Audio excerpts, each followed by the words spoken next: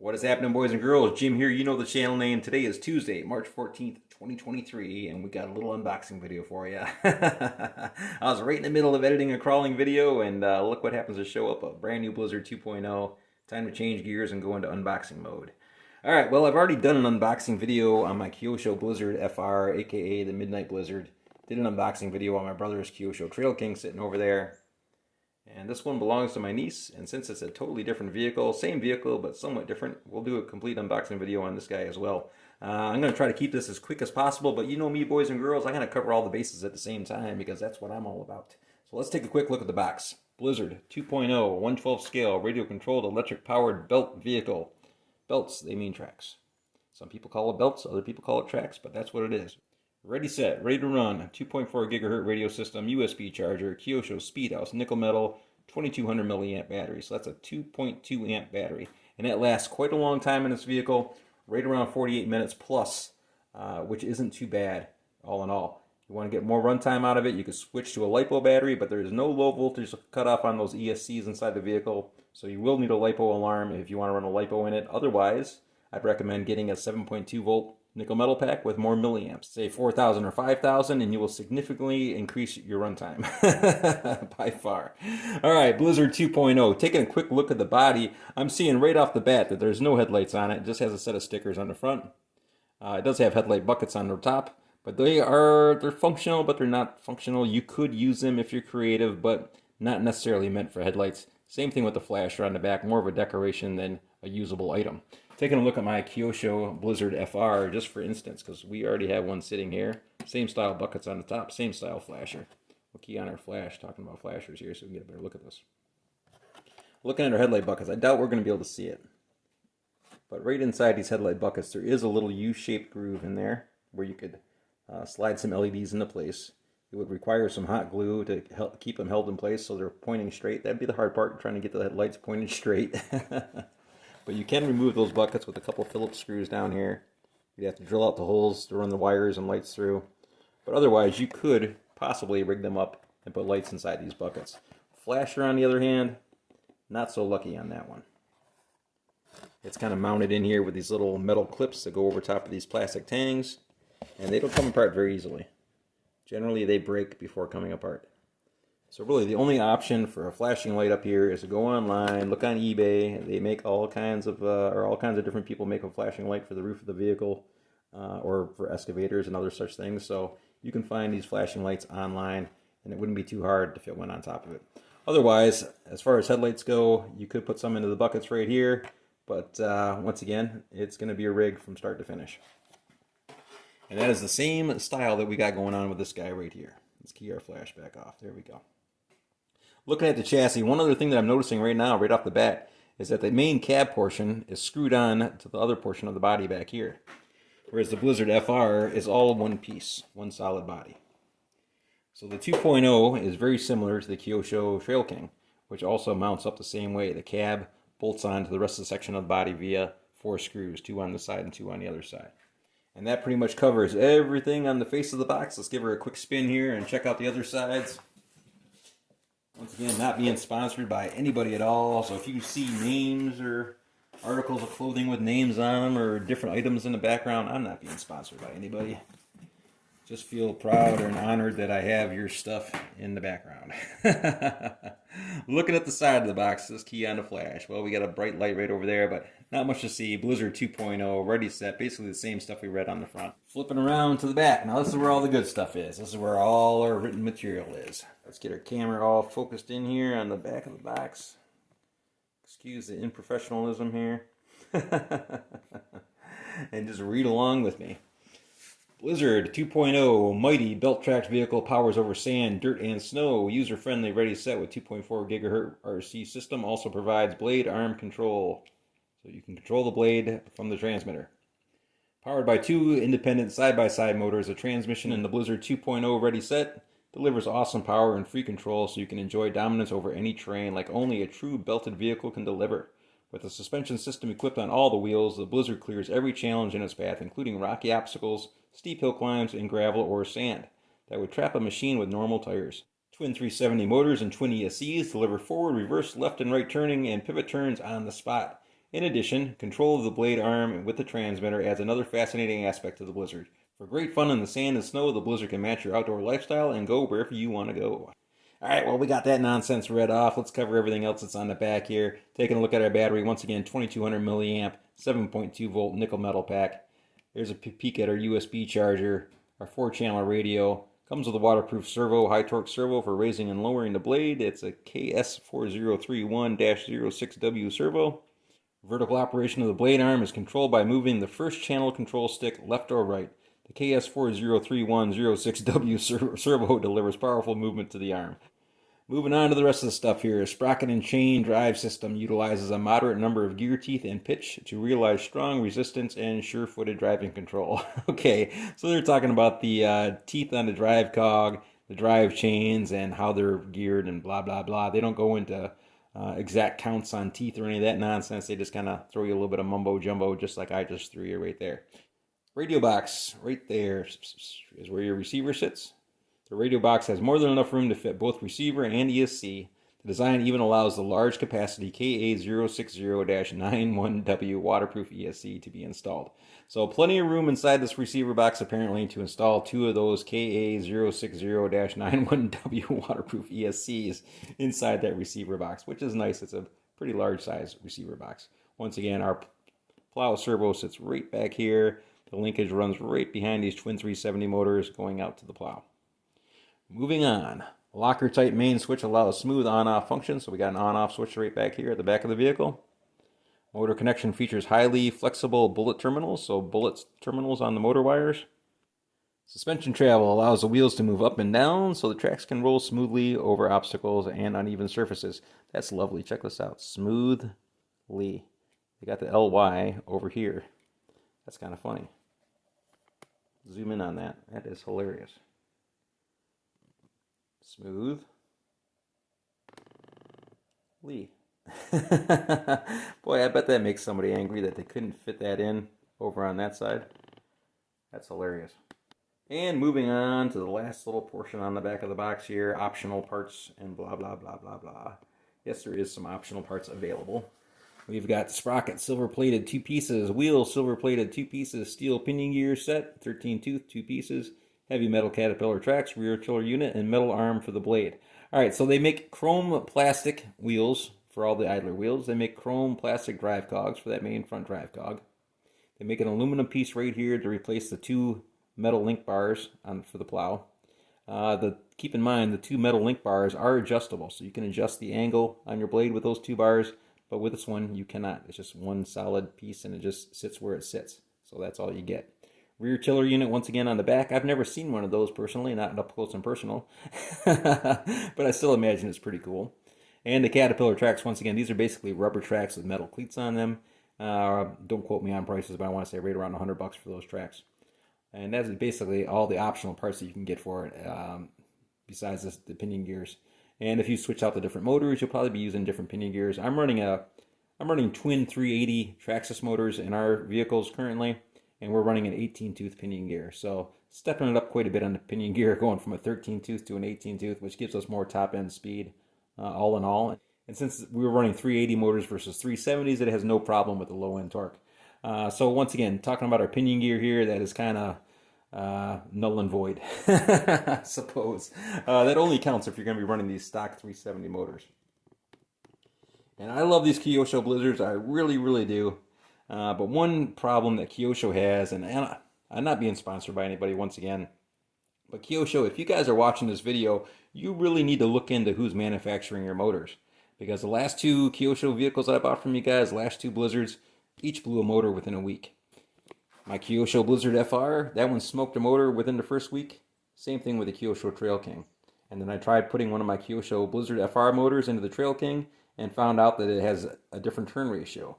The Blizzard FR motor had a lower turn ratio than the Trail King, which meant that the Blizzard FR motor was faster. When you plugged it in, it was a faster motor. It spun at a higher RPM versus the Trail King motor. So Kyosho, man, you guys need to step up your quality control on these 370 motors. I've got high hopes for the truck, but at the same time, I wouldn't be surprised if one of these motors burns out within the first week. We do have a set of Traxxas Titan 18-turn 380s on order for this vehicle, so they will be here shortly, as well as a set of Axial AE5 ESCs to replace our stock ESCs. So we're counting on this. We're already planning ahead. Once again, I absolutely love the Blizzard 2.0 and the Kyosho Blizzard FR and the Kyosho Trail King. They are awesome, awesome vehicles. Really, they are great vehicles. But Kyosho, once again, you guys need to look into the quality control on these 370 motors. They just aren't built very well. So that's all I'm going to say about that. Once again, I love these guys. Great vehicles. Kyosho's been making them for a very long time. And any vehicle that's been in production that long can't be bad. All right, so that just about covers everything on the back of the box, other than our little warnings back here and the fact that it needs 4 AA batteries for the transmitter. All we have left down here are some specs on the vehicle. Length, 488 millimeters. The width is 320 millimeters. The height is 220 millimeters. Ground clearance is 30 millimeters.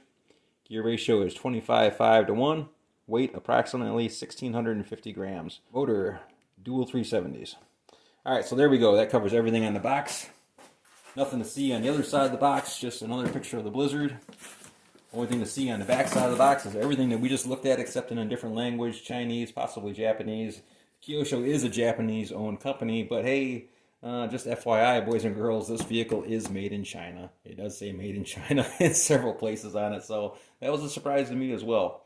I was expecting Kyosho to be made in Japan, but no, she is made in China, but Kyosho is a Japanese company.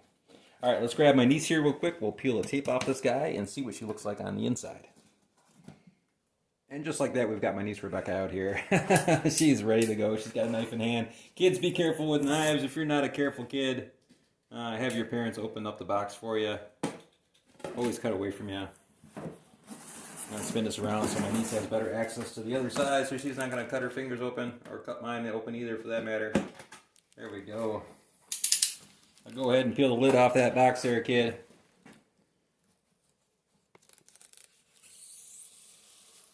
Her vehicle, not mine.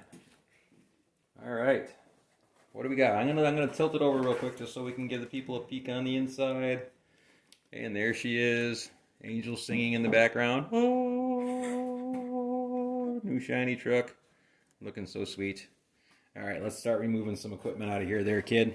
Go ahead and probably pull that box off the end. You might want to grab that knife and cut the tape and release it. Once again, be careful with that knife, kid.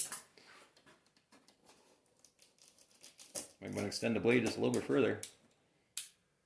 Just watch your fingers. Pull that blade back in after you finish. And that is your transmitter. Let's go ahead and open that thing up on camera. Let's slide this out of the way a little bit. You might want to use that knife again to cut that baby open. I should have left it up. While she's cutting that open, I'm going to show where we got the vehicle from. My brother ordered this online from Superior Hobbies out of Florida. Not being sponsored by anybody, but there you go. It came from Superior Hobbies out of Cocoa, Florida. They do have an online store. And they had Kyosho Blizzards. As far as Trail Kings go, you can find those online at Amazon. Actually, Amazon. I was going to say A-Main, but no, A-Main's back ordered on them. Amazon does have them in stock. All right, she is peeling the bubble wrap off the transmitter. I'm going to take this box and throw it off to the side. We will be reusing this at some point in time, possibly.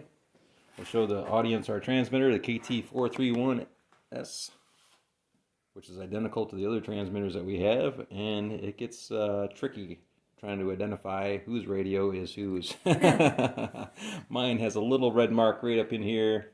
I colored it red right in between that little diamond on mine. We're going to color my brother's orange. And I'm not too sure what the color buggy is because her vehicle is red as well.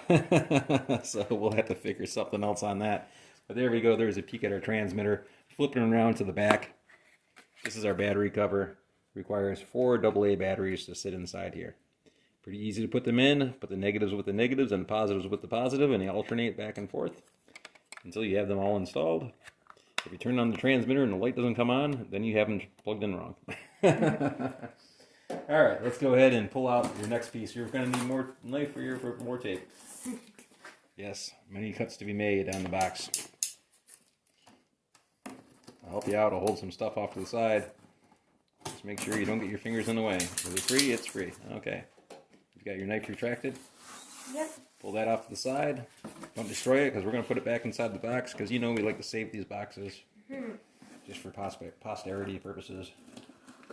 Go ahead and pull that thing out of here. I'll grab your manual out of the bottom. You hold on to that for a moment. Here's a peek at our manual. USB charger included. We won't be using that. We'll be using a regular quick charger. And in the bottom of the box is the battery. Way down here in the bottom is the battery, which is taped in as well. So I'll help you out. I'll peel that battery out of there for you, kid. Because it's really taped in there. You want the cutter? I don't think we need the cutter. I think we can bypass that. There we go. Sorry, did I hit you? No. Okay. It startled me. Like, oh, wow. Didn't mean to startle you.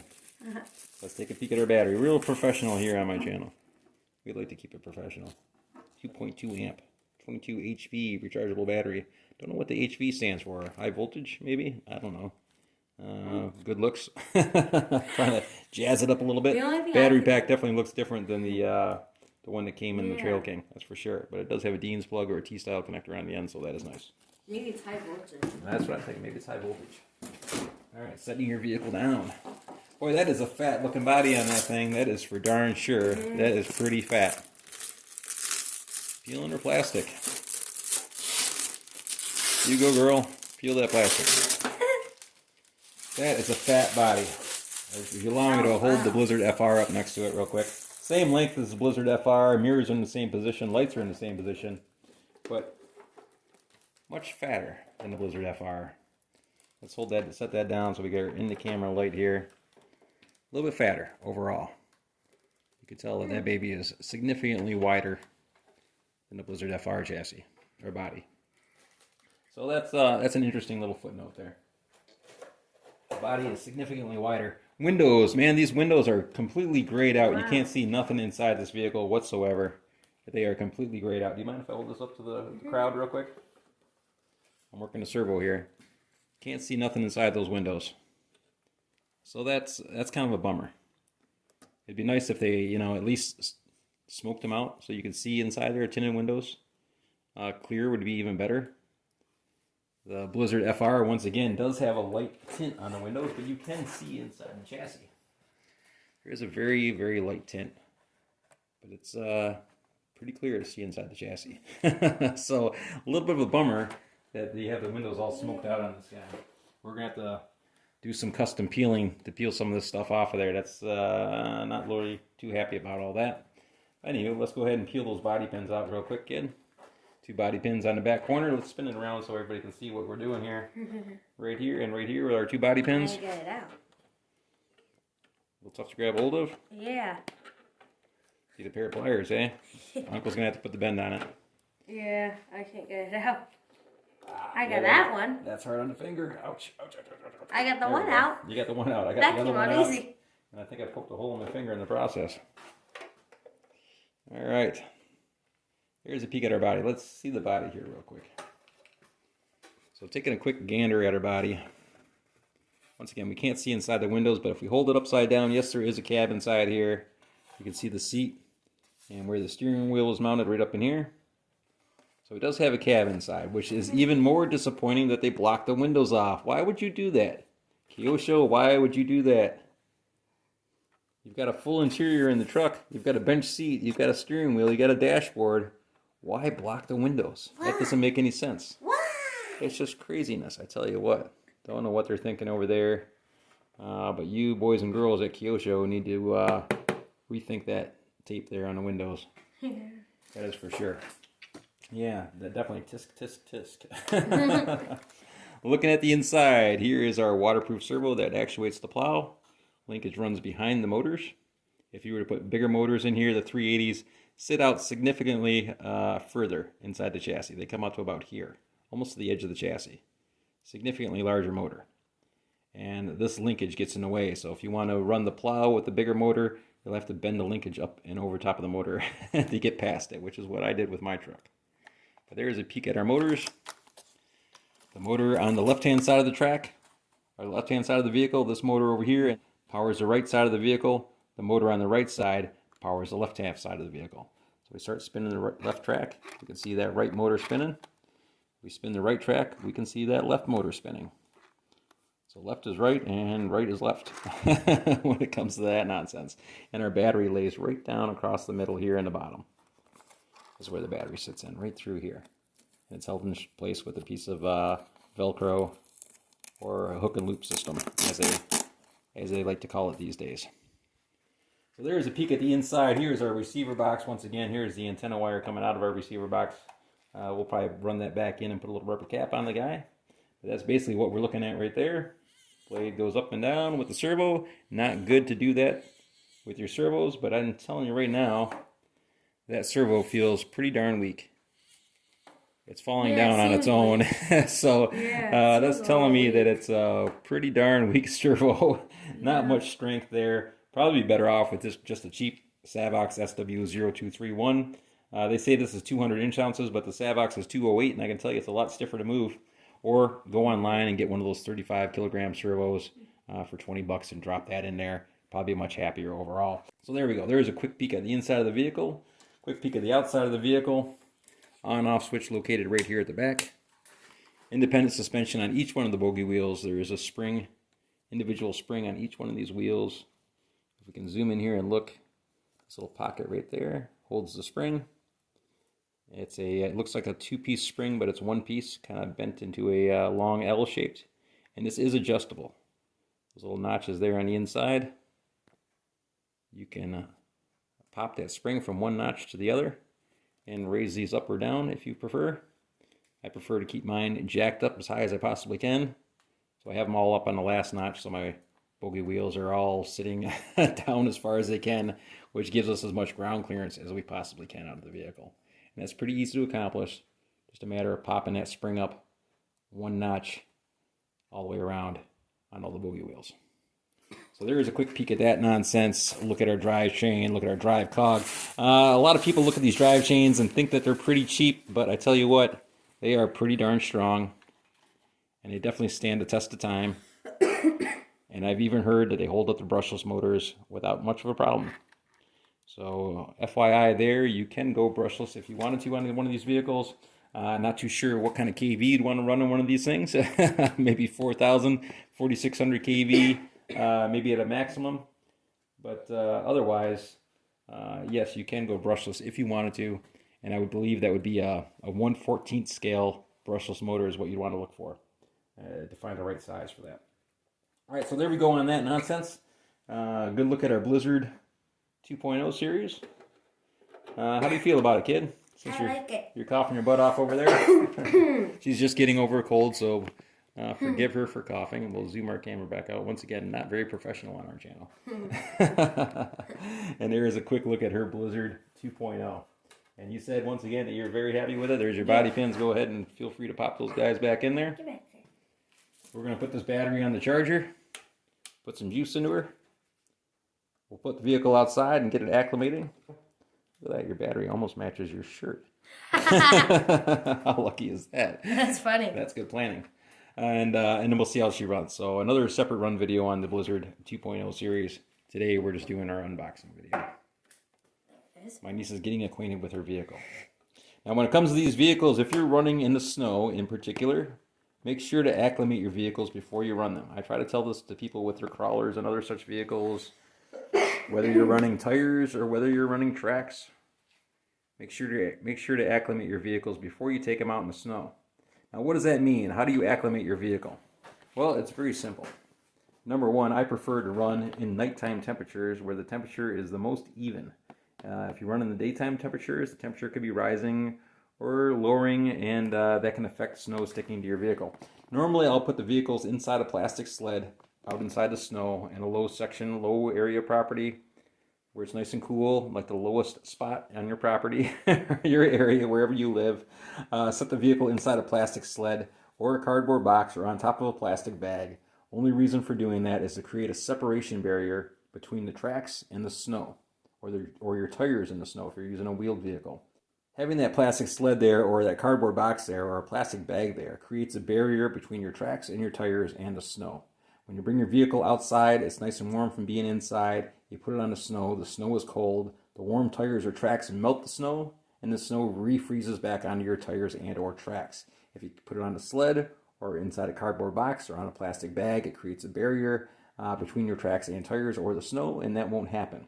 Let your vehicle sit outside and chill for a good hour, 2 hours, so they become the exact same temperature as the outdoor temperature. That's what acclimating is.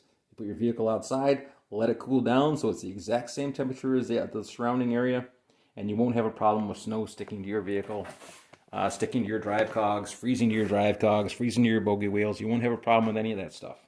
But if you take them out and, and the temperature starts to rise while you're driving the vehicle in the daytime, let's say, then the snow might start to refreeze back onto the vehicle because the vehicle is actually colder than the snow is.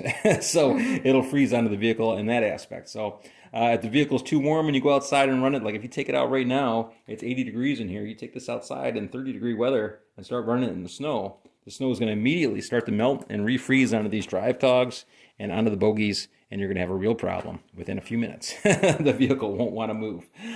So make sure to acclimate your vehicle before you take it out in the snow, whether you have tires or whether you have tracks. If you acclimate your vehicle before you run it in the snow, you won't have a problem, and it'll be free sailing the entire time. Getting ready to do our run video. We got a perfect day for it. It is rather chilly out here today, in between snow showers. Currently snowing. Fresh snow on the ground. As I've said before in the past, acclimate your vehicles beforehand.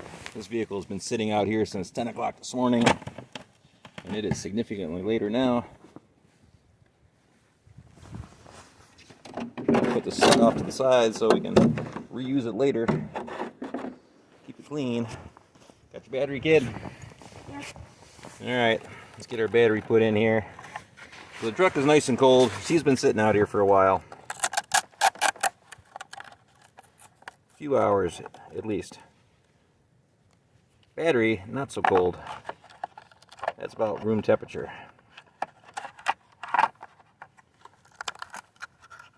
So that might cause a little bit of warm up on the bottom, but I think we'll be alright all in all. And I'm going to try to plug this in one-handed, but I'm actually going to let my niece plug that in because it's her truck. Go ahead and plug that in. You got two hands, kid.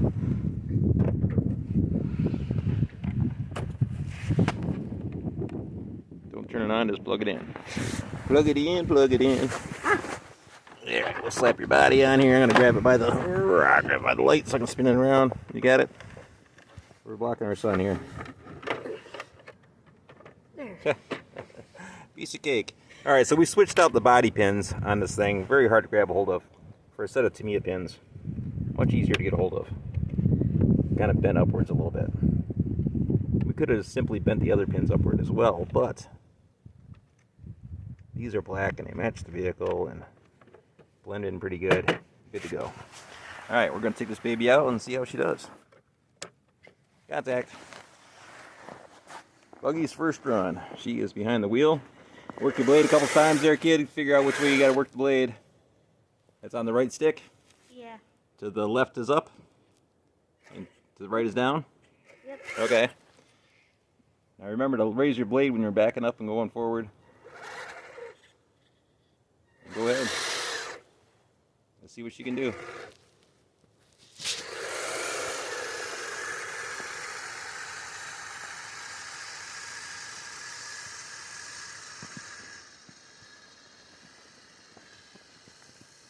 Got in a pretty good little path there, kid. Yeah.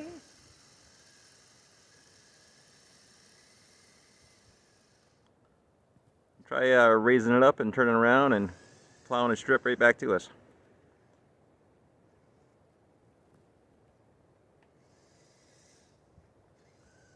Yeah, it's not so easy coming at you. No, it's not. It's never easy driving back towards you. Left is right and right is left. She's still mastering, getting used to left and right left when you're coming at you. Everything's backwards. I'm going to move around so I can get into the sun. Let's come over here into the sun a little bit more. Otherwise, this video is going to look pretty darn dark. Try to bring that baby out this way a little bit.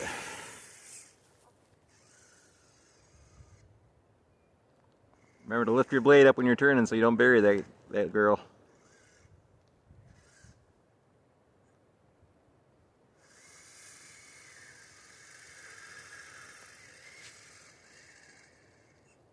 Nice little pile of snow.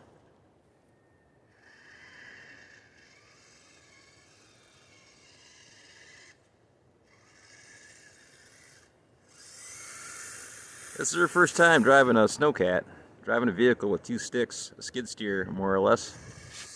She's never driven a skid steer before.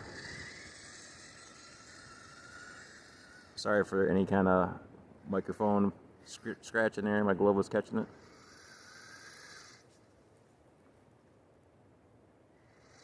So she's never operated a skid steer before, so she's just learning this right now. A 0-turn lawnmower or anything like that. But once you've mastered the skill, then you've got it.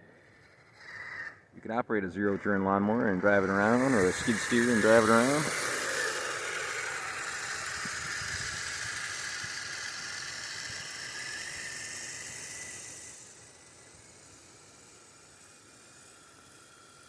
That's a pretty good pile you got going on there. Yeah, you could definitely clear a sidewalk with it if you had a large enough battery. Out on a gravel driveway.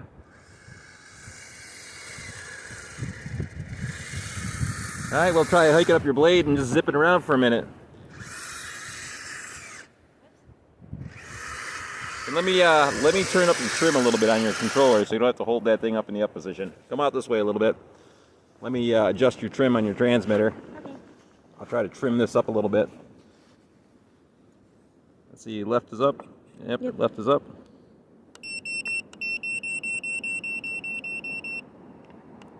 Alright, that's all the way up. That's as far as it's going to go with that. So you can crank it up even further if you hold it to the left. There you go. If you can hold it to the left and drive around, try doing that. Now we're only going to do 1 run with the plow on it. After that, you're getting pretty close to the camera, kid. Try zipping off into the driveway a little bit. What? After this run, we're going to take the plow back off it and let her figure out how to drive the vehicle. I'll put the plow back on a later date.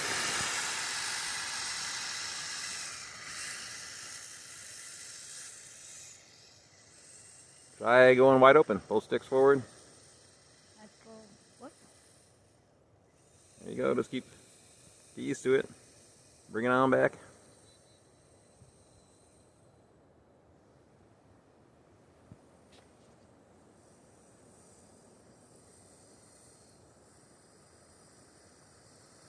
Much nicer if it had some lights on it for definition. With the plow on there, you would definitely want to put some lights. You definitely might want to rig up some lights up here just to get it over top of the plow. Otherwise, if you had headlights down lower and you had the blade all the way up in the air, raise that blade up, it's going to block your lights. Up here, if you got the plow on it. And have at it, kid. Zip around, run that battery pack down.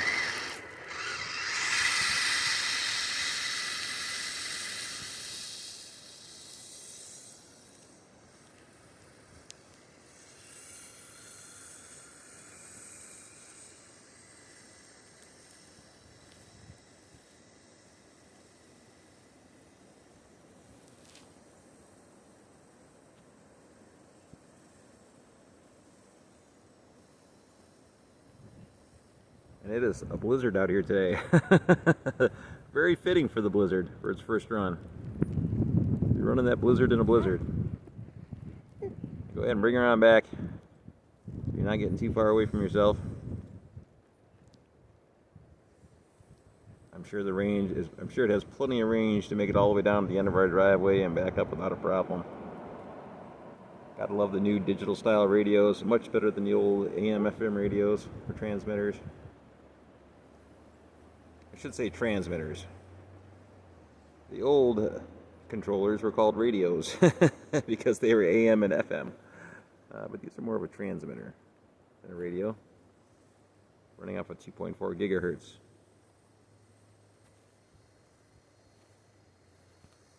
The old remote controls actually had a cord going to the back of the car.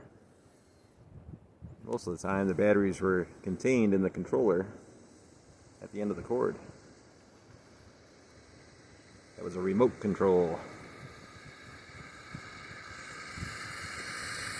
Radio controlled was a serious upgrade from remote controlled. Back in the day, a lot of the cheaper RC cars would only go forward would go straight forward and it would turn left in reverse. So, or turn to the right in reverse. And that's how you adjusted them around. Sorry about the camera angles, trying to get this thing zoomed back far enough so we can catch it. Want to do some more snow plowing, kid? Yeah. Oops. Oh, you're burying it. There you go. Backblading. Don't do too much backblading. You'll bury yourself with snow in between the truck and the blade.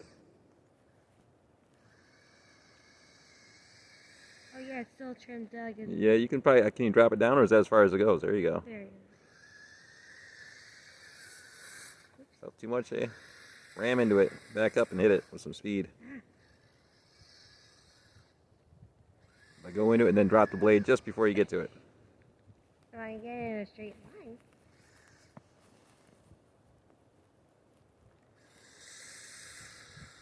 Oh, a little too heavy, yeah. You might have got into some gravel down there. Maybe. She is plowing on a gravel driveway, so not exactly a smooth base underneath.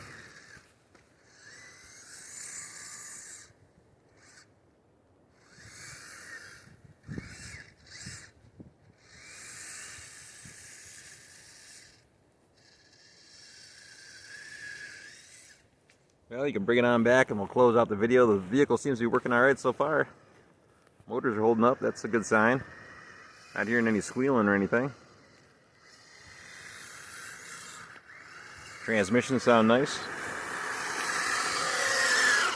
No excess noise or anything like that. I'm gonna hold your truck up for a second so don't blast the gas. Now you can blast the gas for a second. Alright, just want to show that we have no snow sticking to anything, nothing sticking to the drive cogs, nothing sticking to the idlers. She is nice and clear, and that is because we acclimated the vehicle beforehand. Let your vehicles cool down to the outdoor temperatures before you run them. Once again, whether you're running a nickel metal or a lipo, it doesn't really matter on which one. But never keep your battery inside your vehicle while you're acclimating. Always keep that indoors with you, and bring your battery out to your vehicle and install your battery in your vehicle where it sits, where it's been acclimating. That way you don't change the temperature of that vehicle. And you shouldn't have any problem with the snow sticking. Enjoying it? Is it fun? Yeah, it's fun. Alright, that's awesome. Well, I think we're going to close it out right here. Very much appreciated for y'all sticking around and watching the video. And we'll see you all on the next one. Thanks again.